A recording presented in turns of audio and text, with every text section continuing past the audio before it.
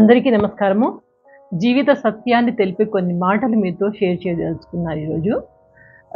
By the way మీ అందరికీ తెలుసు, మన యొక్క బాడీని ఎంతో అపురూపంగా చూసుకుంటాం. బాడీని చాలా నీట్‌గా మెయింటైన్ చేస్తాము. స్నానం చేస్తాము. చక్కగా దీనికి అది రుద్దుతాం, ఇది రుద్దుతాం. చాలా స్మార్ట్‌గా మెరుపు తీగలాగా ఉండాలి అని చాలా కష్టపడుతుంటాము. దీని గురించి చాలా శ్రద్ధ ఎక్కువ. అండ్ అవతల వాళ్ళు కూడా అందంగా ఉన్నారా లేదా అని కూడా బాగా చూసుకుంటాము. అందంగా ఉన్న వాళ్ళని ఇష్టపడతాము. కొంచెం నార్మల్ లుక్ ఉండి, నార్మల్‌గా ఉంటే గనుక అంతగా చూడము. ఈ అట్రాక్షన్ మీద మనకెక్కువ. అంటే ఎక్స్టర్నల్ బ్యూటీ మీద మనం కాన్షియస్‌గా ఉంటాము. రేపు పొద్దున కొంచెం ఏమన్నా అయిందనుకోండి బాడీకి, ఏం చేస్తారు? ఏమన్నా జరగకూడనిది జరిగిందనుకోండి, యమధర్మరాజు వచ్చి తీసుకెళ్తాడు. అప్పుడు ఈ బాడీ ఏమవుతుంది? ఒక్కసారి ఆలోచించండి. తీసి బయట పడేస్తారు. మన ఇంట్లో వాళ్ళే, మన ఆప్తులే.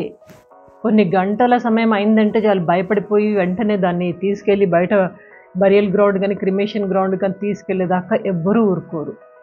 అలాంటిది ఈ బాడీ. కాబట్టి దీని గురించి ఎక్స్టర్నల్ బ్యూటీ చాలా అందంగా ఉండాలి, దీని గురించి మానేసి ఇంటర్నల్ బ్యూటీ గురించి ఆలోచించండి. ఇంటర్నల్ బ్యూటీ మనసు సౌందర్యం అంటే చక్కగా మాట్లాడడము, చక్కగా వినడము, చక్కగా 10 మందికి సేవ చేయడం, మంచి చేయడము, వీటి మీద ఫోకస్ చేయండి. ఇక ఈ చిన్న ప్రపంచంలో మనకి పొగరు, ఒకరిని చూసి ఒకరు అసూయ పడడము, ఒకరిని మోసం చేసి బతకడము, కుళ్ళు, కుట్రలు, కుతంత్రాలు ఇవన్నీ మానేసేయండి. ఏం వచ్చేది లేదు. రేపు పొద్దున మనం పైకి వెళ్ళేటప్పుడు ప్రశాంతంగా వెళ్ళాలి అంటే గనక మనం ఏం చేసామో చిన్న జీవితము, ఈ జీవితం ఎంత ఉన్నా 80 ఇయర్స్ అవ్వండి, 90 ఇయర్స్ మనకు చిన్నగానే అనిపిస్తుంది. అంత స్పీడ్గా వెళ్ళిపోతుంది ఈ చిన్న జీవితం. మనం ఏం చేసాము, మనం చేసిన పాపాలు, కర్మలు, పుణ్యాలు అవన్నీ ఒకసారి గుర్తుకొస్తాయి.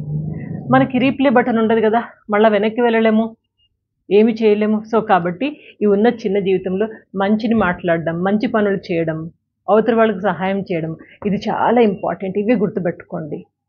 మీకు గౌతమ బుద్ధుడు చెప్పిన చిన్న సేయింగ్స్ గుర్తు చేస్తాను. గౌతమ బుద్ధుడు ఏమంటాడంటే ఈ శరీరం గురించి, దీని గురించి అంతగా మమకారము, అంతగా ప్రేమ పనికిరాదు. దీన్ని దేంతో చేశారు? ఈ శరీరాన్ని రక్తము, మాంసము అండ్ బొక్కలు, ఎముకలు, దీంతో చేశారు. చాలా అసహ్యమైన పదార్థాలు. వీటి గురించి మీరు అంతగా మమకారాన్ని పెంచుకోకండి. అలా అని ఆయన అందరినీ సన్యాసుల్లో కలిసిపోమ్మని కూడా చెప్పలేదు. ఏమన్నాడు అతను? ఉండండి, సంసార జీవితంలో ఉండండి, చేసే పనులు చేయండి, కానీ ఎవరికి హాని చేయొద్దు. మనుషులకు కానీ, జంతువులకు కూడా జీవించే హక్కు ఉంది. వాటిని చంపి తినకండి, అహింసావాదాన్ని విడనాడండి, చక్కగా మంచి పనులు చేయండి, స్వీట్గా మాట్లాడండి, ప్రశాంతమైన జీవితాన్ని గడపండి. ఈ సంసార జీవితము చాలా కష్టం ఈదడం. దీనికోసం మనం ఏం చేయాలి? కొంచెము మనని మనం కంట్రోల్లో ఉంటే కనుక ఆటోమేటిక్ ఎవ్రీథింగ్ గోస్ స్మూత్లీ. అందుకని ఈ చిన్న జీవితాన్ని చక్కగా ప్రశాంతంగా, ఎటువంటి టెన్షన్స్ లేకుండా హాయిగా గడపండి.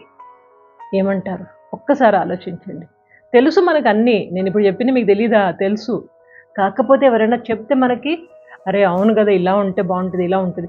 అవతల వాళ్ళు మనకు అపకారం చేశారు, మనని మోసం చేశారు, ఇలా చేశారు, అలా చేశారు, వదిలేయండి. మీరు చేయకండి, ప్రతీకారం పెంచుకోకండి, ప్రశాంతంగా ఉండండి. మీరు ప్రశాంతంగా నిజాయితీగా బతికిన వాడు దేవుడు చూస్తూనే ఉంటాడు. ఎప్పుడో ఒకసారి మీకు జరగాల్సిన మంచి జరుగుతూనే ఉంటుంది. కాబట్టి ప్రతీకారం ఇవన్నీ పెంచుకోకండి, ప్రశాంతంగా ఉండండి. ఏ రోగాలు, జబ్బులు కూడా మన వెంబడి రావు. జబ్బులు ఏం లేకుండా ప్రశాంతంగా ఉంటాము. ఇది అన్నిటికీ కారణం ఇవే. అందుకని కొంచెం మంచిని పెంచుకొని, మంచిగా మాట్లాడడం, మంచి సహాయం చేయడము, ఇవి అలవాటు చేసుకోండి. ఏమంటారు? ఓకే అంటారా? తప్పకుండా జీవితాన్ని ప్రశాంతంగా గడపడం నేర్చుకోండి. ఇంకొక మంచి టాక్తో కలుస్తాను. మీ అందరి యొక్క అభిమానానికి ధన్యవాదములు. Take care. Good luck.